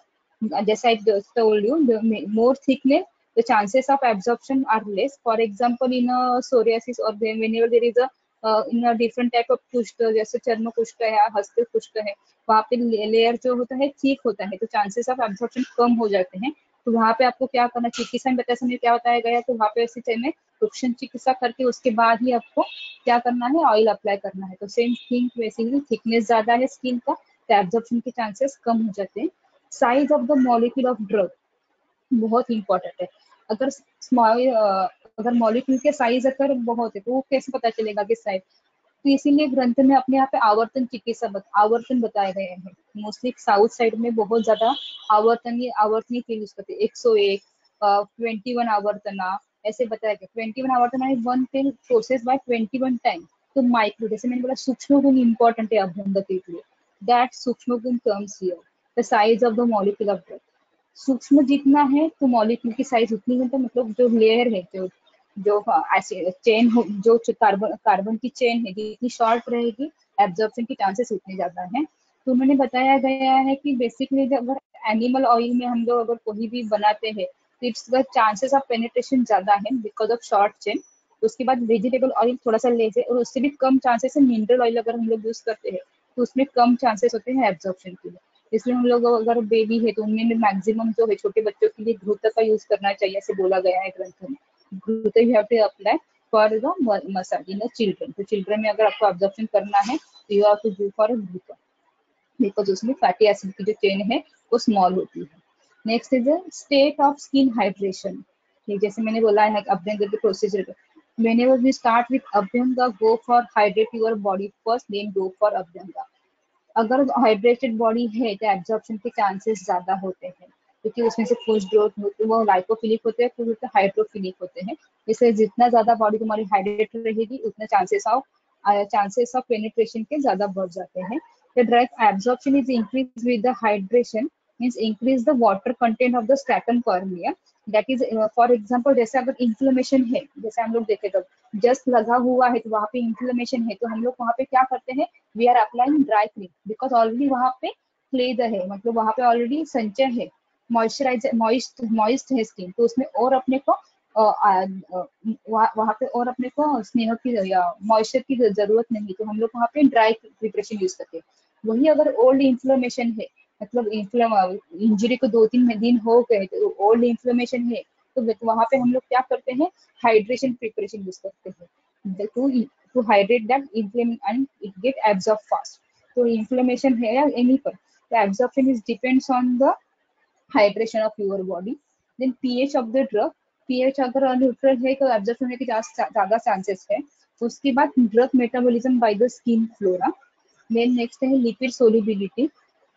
जैसे आपको बताया है कि मैंने अभी जैसे बोला, permeability is exactly opposite to thickness of the your skin. अगर लिपिड सोल्युबिलिटी ज्यादा है तो चांसेस जो है एब्जॉर्प्शन के ज्यादा बढ़ जाते हैं. उसके बाद alteration of blood flow in the skin bye sweating. I just mean okay, stratum corneum may act as a reservoir and gradual penetration of drug into the skin layer to prolong period. इसके लिए अगर जितना ज्यादा अच्छा flow, जितना ज्यादा अगर ये है तो इसके ज्यादा चांसेस है एब्जॉर्प्शन। तो according to modern how it acts, उसके लिए मैंने जस्ट एक बताया है कैसे कैसे उसकी एक्शन होती है। हमने आयुर्वेद के हिसाब से देखा कि भाजक पित्त का उसमें मैक्सिमम रोल है। तो मॉडर्न के हिसाब से फिजिकल मैनिपुलेशन जो मैंने बताया है, तो इसमें मेन रोल जो है लिम्फेटिक मसाज, को लिम्फेटिक मसाज बोलते हैं, लिम्फेटिक ड्रेनेज जैसे बोलते हैं, बिकॉज मोस्टली इसका एब्जॉर्प्शन जो है लिम्फेटिक थ्रू होके आर्ट्रियोवेनस जो एनास्टोमोसिस में उसमें होके थ्रू कार्डियक इसका एब्जॉर्प्शन होता है। तो basically it increases blood supply to the area where अभ्यंगा इज अप्लाइड। व्हेनेवर भी आपको थोड़ा सा भी पेन होता है तो हम लोग रब करते तो वहां पे रेडनेस हो जाता है, तो it means it will increase the blood supply at local area. So it increase venous return to the mainstream and it will increase your cardiac output। अगर कार्डियक पंपिंग कम है, इसकी वजह से आउटपुट ठीक नहीं हो रहा है, तो हम लोग जब प्रेशर देते हैं अगेंस्ट अनुलोम गति में टूवर्ड ऑफ द हम लोग हार्ट की तरफ हम लोग अगर प्रेशराइज कुछ अभ्यंग करते हैं तो अपना वेनस रिटर्न उसको बढ़ाता है। तो वेनस रिटर्न मतलब वेनस रिटर्न कहाँ पे जाता है, राइट एट्रियम में जाता है। राइट एट्रियम में अगर वो बढ़ जाता है तो वेंट्रिकल का कॉन्स्ट्रक्शन पे जो प्रेशर लगता है वो प्रेशर कम हो जाता है और it will increase your cardiac output. Secondly, first one is it increase your cardiac output, second one is a basically structure what to lymph. थोड़ा सा मैं फिर जैसे बताऊं कि लीम्फ, जैसे हमने बताया कि लिम्फेटिक ड्रेनेज में there are so many lymph channel होते हैं, लीम्फ चेंबर होते हैं। तो lymph is a extracellular fluid of the cell which contains it's a extracellular fluid which contains amino acids, glucose, fat, hormone, enzyme, salts and lymphocytes. Lymph carries protein from the extracellular space to mainstream of the blood. This is means whenever we do abhyanga, lymph is a main source for our absorption. So we have to give pressure on lymphatic. That's why you know the all the lymph node in your body. So go, I'm just in my PPT I shared one picture before. So there is a node we have to press over there. So lymph carries protein from extracellular space to main bloodstream. Lymph having no direct pumping station, like heart have pumping station, but lymph don't have any pumping station. So the body mainly by the movement of the muscle, whenever we जैसे हम लोग cardiac में कैसे थे, card pump करने की वजह से पूरे बॉडी में ब्लड फ्लो होता है, बट लिम्फेटिक में कोई भी ऐसे जो है पंपिंग सेशन नहीं होने की वजह से उसकी जो मूवमेंट होती है वो किसकी वजह से होते हैं, बिकॉज ऑफ अपने मसल। हम लोग जो एक्सरसाइज करते हैं, अपना जो मसाज है, उसके अलावा अपनी जो मूवमेंट्स है, उसकी वजह से क्या होता है, लिम्फ में लिम्फ नोड पूल होते हैं, उसकी वजह से उसकी मूवमेंट होती है। तो whenever we go for muscle exercise or muscle mardana or pidana, there is a movement of lymph which include helps in the which helps in the movement of lymph. This stream returns back the protein loss naturally in extracellular space to the mainstream of the blood. So basically, lymph is also contains large amount of tryptophan and albumin. Tryptophan is an amino acid which is present in a lymph node, which has a main role in this section. It is recorded that the amount of amino acid like tryptophan fairly increases in a blood after performing lymph. There are some studies are there. In this study, they found tryptophan increase after lymphatic massage. They found that tryptophan is increased in blood. According on the basis of that, the tryptophan is a main role. The tryptophan amino acid is a main role to it helps in the secretion of serotonin and melatonin.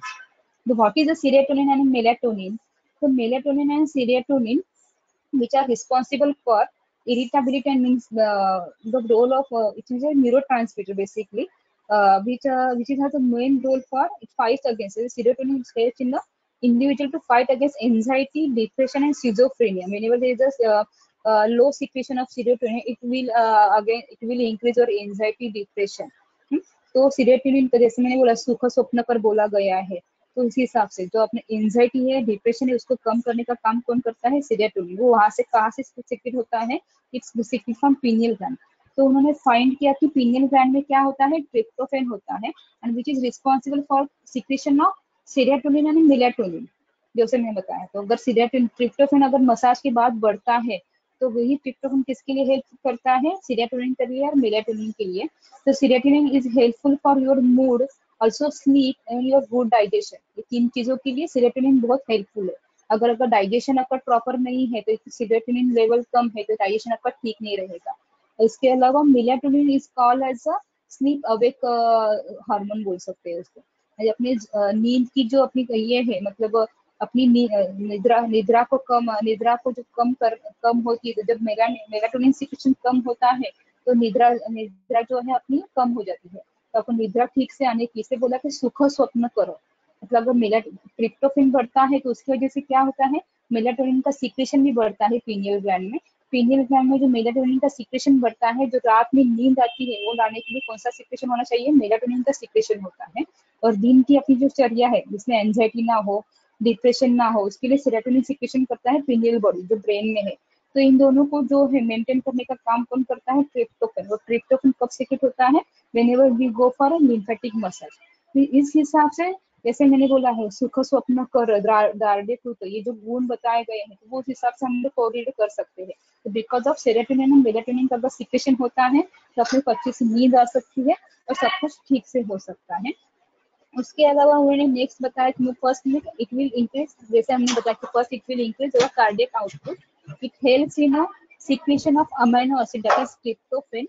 Next one है tryptophan helps in serotonin and melatonin, जो अपनी नींद की cycle जो है वो regulate करता है। उसके अलावा जो अपने एक्सप्रेशन है, अपना मूड है, उसको रेगुलेट करता है। इसके अलावा इरिटेबिलिटी या डिप्रेशन उसको भी कोरिलेट करता है। नेक्स्ट उन्होंने बताया कि it works as antihistaminic. How it works as antihistaminic, as we know there are so many in our lymph content 30 times more histaminase. What is a histaminase? Histaminase is a diamine oxide. Whenever it break down, it's break down into histamine. And as we know, histamine has a main role for acidity, lethargicity, headache, and urticaria. So whenever there is a we go for a lymph massage. आपको अगर खुजली आती है तो हम लोग वहाँ पे जस्ट रब करते हैं तो थोड़ा सा आराम मिलता है, because it will secrete your histamine level there.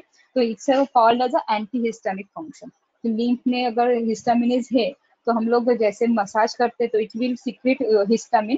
तो हिस्टामिन क्या करता है, तो एंटी हिस्टामिक अपने रिफ्लेक्शन दिखाता है। इसके अलावा it will work on your reduce hypertension. तो रिड्यूस हाइपरटेंशन कैसे करता है, तो just I am going two is a mechanical and reflex action on peripheral blood. जैसे मैंने बताया है कि लिम्फ पे हम लोग अगर प्रेशराइज करते हैं तो it have anastomosis with your artery venous system. तो इसकी वजह से क्या होता है, increase Venus return. Venus return मतलब वेन में ब्लड फ्लो बढ़ता है। जो वेन का ब्लड है वो कहाँ पे जाएगा, राइट एट्रियम में जाएगा। राइट एट्रियम में जाने की वजह से क्या होता है, वहाँ पे it increases ejection value. Ejection value अगर बढ़ता है तो कार्डियक का जो आउटपुट है वो अपने आप बढ़ेगा। तो कार्डियक आउटपुट बनाने का काम करने की वजह से जो हार्ट पे जो लोड है पंप करने का, वो पंपिंग करने का लोड कम हो जाता है। तो इसकी वजह से क्या होता है, पेशेंट को हाइपरटेंशन और इसमें रिजल्ट आता है। इसके अलावा उन्होंने बताया है कि अभ्यंगा का इमोशनल भी इफेक्ट है। तो उसने इमोशनल कैसे बताया है, तो एक स्टडी हुई जैसे touch mechanism which may be beneficial in primary hypertension. Primary hypertension सांत्वना, अपन हम लोग जैसे सांत्वना करने पे अच्छा लगता है मन को इमोशनली, तो कैसे काम करता है। तो उन्होंने बताया कि मे बी एक स्टडी हुआ है, उन्होंने देखा है कि चिंपांजी पे ये स्टडी हुआ है। तो उन्होंने देखा है कि वो बार बार जब टचिंग करते हैं it will reduce there systolic pressure by 10 mm पर एच। तो ये स्टडी हुआ है कि उससे पता चलता है कि टच इज अ वेरी जो हम लोग टच करते हैं संवाहन सुखकरम बताया गया, जो आगे मैंने बताया है। तो उसमें जो रिफ्लेक्स है उसकी वजह से क्या होता है, हाइपरटेंशन कम होने के लिए हेल्प हो जाता है। उसके अलावा ऑल्सो जो ये है अभ्यंगा है, अभ्यंगा जो किसके लिए हेल्प करता है, जो आर्टरी वेनस स्क्लेरोसिस है उसके लिए भी वो हेल्पफुल है। थोड़ा सा टाइम होने की वजह से मैं भी आगे जाती हूँ। Basically it will helps in कैसे कैसे मैंने बताया वो आपको बेसिकली ये मैंने बता दिया है। ये ड्यूरेशन ऑफ परफॉर्मिंग अभ्यंगा, ये वैसे मैंने बताया है कि कितना टाइम लगता है और कितना टाइम के लिए हमें करना चाहिए। तो रोमकूप तक जाने के लिए तो उसको 300 मात्रा बताया, मीन्स नियर अबाउट 65 सेकेंड लगते हैं, 1.5 मिनट कंसिडर करते हैं। 400 मात्रा टू रीच त्वचा, 500 मात्रा रक्त तक जाने के लिए, 600 मात्रा अप टू माउंस तक, 700 मात्रा जाने के लिए उम्मीद में लगता है, 800 मात्रा अप टू अस्थि, उसके बाद मज्जा में जाने के लिए 285, 900 मात्रा मीन्स नियर अबाउट 285 सेकंड। तो हमने देखा है कि नियर अबाउट 5 to 6 मिनट लगता है मज्जा धातु तक जाने पे। जैसे उन्होंने कि दार्ढ्य मतलब सब धातु का पोषण करने वाली, तो ये डल्लन ने जो उसकी बताई है, तो आप तो वचन कंसिडर करके हमें भी इस तरह से एक पार्ट पे हमें एक पोजीशन पे हमें कम से कम 5 to 10 मिनट के लिए मसाज करना चाहिए। तो नियर अबाउट देखा जाए तो we have to massage for 45 minutes near about. जैसे मैंने इसका एक्सप्लेनेशन दिया उसका ही ये थ्योरेटिकल है कि जैसे सुश्रुत ने बताया है कि भाजक पित्त काम करता है और धातु तक पहुंचता है, तो धातु में पहुंचने के लिए कितना टाइम लगता है उसको मैंने जैसे आपको पीपीटी दिखाया था। उन्होंने नेक्स्ट बताया है कि अभी ये सब देखने के बाद उन्होंने बताया है कि स्नेहो अनिलम हंति मृदु करति देहाना विनिहंति संगम। तो कैसे करता है, Sneha is having exactly opposite गुण ऑफ वात दोष, वात के अपोजिट स्नेहा के गुण है। तो स्नेहा इंड्यूसेस द प्रॉपर गति ऑफ वात। जैसे उन्होंने बताया कि वात निग्रह is one of the criteria mention in चरक टू ब्रिंग दोषा बैक इन कोष्ठा। तो कोष्ठा में लाने के लिए शाखा उसके लिए हेल्प करता है, जो शाखागत दोष है उनको कोष्ठ में लाने के लिए स्नेह हेल्प करता है। उसके बाद मृदु करती देहाना, जैसे बताया गया कि इंटरनल या एक्सटर्नल दोनों भी स्नेहन जो है इट्स हैव अ स्निग्ध गुण मृदु गुण क्वालिटी। ड्यू टू दिस गुना दोष संघात है, स्रोतों में लीन हुए दोष है उनको बाहर निकालने के लिए जो हेल्प करता है। उसके अलावा हम लोग ये भी बोल सकते हैं अभ्यंग भी जो है, जो प्रेशराइज करते हैं उसकी वजह से क्या होते हैं, मसल स्क्वीज होते हैं, वहां पे जो टॉक्सिन वहां पे मल के स्वरूप में जो वहां पे ठहरा हुआ है उनको प्रॉपर वे में लाने का काम कौन करता है, तो अभ्यंग एक्सटर्नली करता है। उस हिसाब से हम लोग बोल सकते हैं कि देहि मलनम विहीनंति संकट। मसल में अगर स्टिफनेस है तो स्टिफनेस कम कैसे होता है, जैसे हम लोग प्रेशराइज करते हैं तो वहां पे जो टॉक्सिन रुके हुए हैं तो उनको फिर से फ्लो में लाने का काम कौन करता है, अभ्यंग करता है। तो इस हिसाब से स्नेह अनिलम हंति मृदु करति देह मलनम विहीनंति संगम ये श्लोक बताया गया है। जैसे मैंने बताया कि संवाहनम सुखकरम स्पर्श, जैसे मैंने बताया कि टच भी एक इमोशनल थेरेपी है जिसकी वजह से सिस्टोलिक प्रेशर कम हो जाता है, जिससे वो सुखकर स्पर्श बताया गया है। तो इसलिए अभ्यंग का बहुत इंपॉर्टेंस है। बताया प्रीति निद्राकरम दृश्य कफवात श्रम पाहम संवाहन मांस रक्तत्वकम प्रसादकरम सुखम। संवाहन का इंपॉर्टेंस देते हुए उन्होंने बताया है कि प्रीतिकर मतलब अच्छा लगता है उससे, तो कोई अच्छे से प्यार से दबा रहा तो अच्छा ही लगेगा। निद्राकरम बताया है, it acts on melatonin serotonin secretion से निद्राकर बताया गया है। कफ और वात का शमन करता है, उसमें रक्तत्व को प्रसाद कर बताया गया है। मेन पार्ट अभी अब तक हम लोगों ने देखा कि अभ्यंग के टाइप कौन से है, कैसी प्रोसीजर करनी है, उसके बाद उसका मोड ऑफ एक्शन कैसे होता है, मॉडर्न के हिसाब से आयुर्वेद के हिसाब से हमें कौन से कंसिडर करना चाहिए, मतलब थिकनेस के हिसाब से हमें अलग से लेना चाहिए। उसके बाद पेनिट्रेशन के लिए ज्यादा आवर्तन होगा तो वो ऑयल यूज करना चाहिए। लेकिन कौन से इसके लिए कौन सा ऑयल बताया गया है तो शॉर्ट में मैं बताती हूँ। ऑयल फॉर हेड मसाज प्राधान्यतः कौन सा ऑयल यूज करना चाहिए, तो आसन विलादी आसना इलाती, उसके बाद भृंगामल की ऑयल बोला गया है which is usually mainly use in headache. उसके बाद उन्होंने बताया कि भृंगामल के ग्रोथ ऑफ हेयर के लिए भी यूज किया जाता है। किंवा सगळं बरोबर आहे पण खर्च जटे करणंच पडे व थोडी लावू दे मम्मीने। हेलो तिने झळक्याने नको हेलो काही काही भी आम्ही काही नाही दिलं हेलो हेलो सगळं कोणतरी इसका स्पीकर ऑन है। Okay, this is oil for head massage, त्रिफलादी ऑयल, चंदनादी तेल, बलागुडी तेल। So much disturbing, please mic switch off करा। हेलो हेलो छोटी काही करणार बायसानी तर कमीच द्या म्हणे लावून ना पड्या जाऊन देऊन सगळं उन्हे करून देऊ ना। नाही नाही बरोबर आहे। हेलो आणि हाँ उसके अलावा धुर्वादी ऑयल बताया गया है which is use in dandruff and scabies.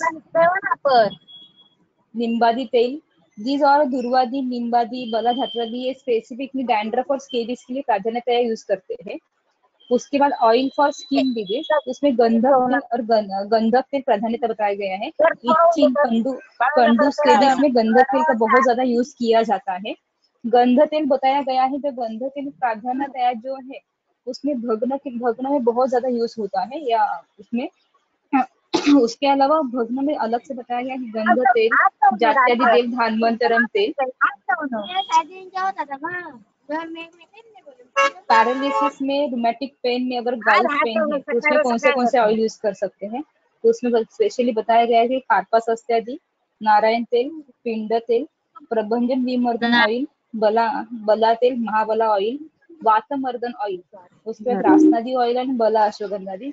उसमें से जो वातमर्दन तेल और जो प्रबंधन विमर्दन तेल बताया गया है, स्पेशली उन्होंने लगा कि 80 प्रकार के जो कोई व्याधि है उनमें प्राधान्यतम ये तेल यूज कर सकते हैं। उसके अलावा और भी कुछ प्रैक्टिस में किए आने वाले तेल है, उसमें से तुंग ध्रुवादी तेल, it gives the coolness in head and eyes. Chekaraja oil is specially used on head in cough and asthma. Mahamash oil is used in hemiplegia, facial palsy, deafness. Kachuradi tail is used in condu, scabies and skin application.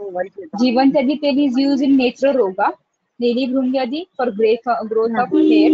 Malatyadi tail is used in hair fall. Nasasha tail is used in tonsillitis and nasal polyp.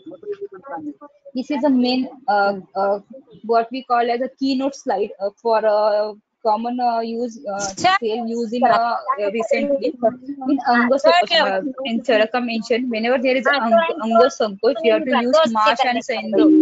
इसका तो ना mic on है, उसकी वजह से बहुत disturbing हो रही है।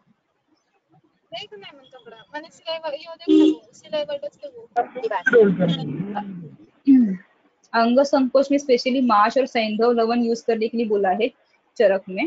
केतकीमृगादी तेल स्पेसिफिकली बोला गया है अस्थिगत वात में। गंध तेल और मुरुवेन्ना, this is a keynote slide अगर हम लोग बोल सकते हैं, तो गंध तेल और मुरुवेन्ना तेल भग्न में प्राधान्यता यूज कर सकते हैं। वात मधुयष्टादी तेल और पिंड तेल। स्किन एलिमेंट में एलादिकेरम एंड नालपामरादी तेल। उसके अलावा कोई भी प्रकार के वात व्याधि है तो उसमें महानारायण तेल, प्रभंजन विमर्दन, धानवंतर तेल प्राधान्यता यूज करते हैं। वात पित्त अगर कंडीशन है तो क्षीरबला तेल प्राधान्यता यूज करते हैं। सब कुछ लेने के बाद भी पता नहीं चल रहा है कि कौन सा ऑयल यूज करें, नहीं समझ में आ रहा है, तो बेसिकली स्थान के भेद से दो प्रकार मैंने बताए हैं। अर्ध्वकायज विकार है, ऊर्ध्वकायज मतलब ऊर्ध्वकायज कुछ भी व्याधि हो तो उसमें अगर तेल समझ में नहीं आए तो कौन सा तेल, सॉरी अर्धकायज अगर कोई भी व्याधि है तो उसमें कौन सा तेल यूज करना है, सहचरादि तेल बोला गया है। और ऊर्ध्वकायज अगर कोई विकार है तो उसमें कार्पास अस्त्री तेल, हनुस्तंभ है, हनुग्रह है, मन्याशूल वगैरह है तो उसमें कार्पास अस्त्री तेल यूज करें। और वही अगर कट्टीशूल है तो उसमें सहचरादि तेल यूज करना चाहिए। So these are the all references of oil I'm just go through. So basically keynote for today's session is rule for massage, comfortness of the patient, proper drug to be chosen, support massage part always, muscle should be relaxed of both means patient and our also. Start should be Sauvan to Mardan, thinner surface more absorption, more concentration of drug increase absorption, more concentrated. मैं जैसा I told you just आवर्तन अगर तेल हम आप लोग use करते हैं it will help to absorption. तो percutaneous absorption is more in inflammatory condition. So this is a basic keynote for today's session, Abhyanga. Thank you. If you have any query and doubt, please we will continue. Thank you so much, Kalpana ma'am, for such a wonderful session on clinical aspects of Snehana. Ma'am, we will wait for a minute and then start the question answer session. Okay, sure.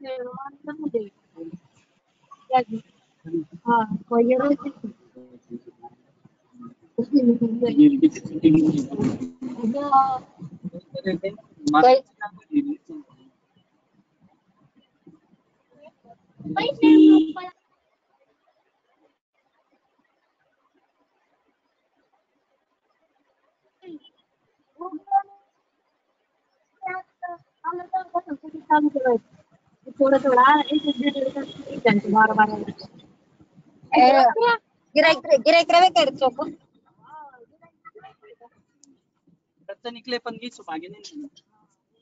अहो नाही सो काही नाही अरे सगळा खर्च पैसा अशिशय खर्च काही ये मीना रोग है फक्त अबे विपुल गए स्मितम गए ना 4 दिन रिसोर्ट में Hello, कई सारी अड़चन caller.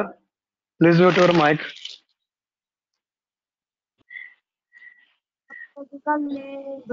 वाह घना गरीब घर म्हणून आवडू ना बाईरा शिरकी ऑर्डिनरी वाला भाभी शिरकी सगळं आज कर रोवणं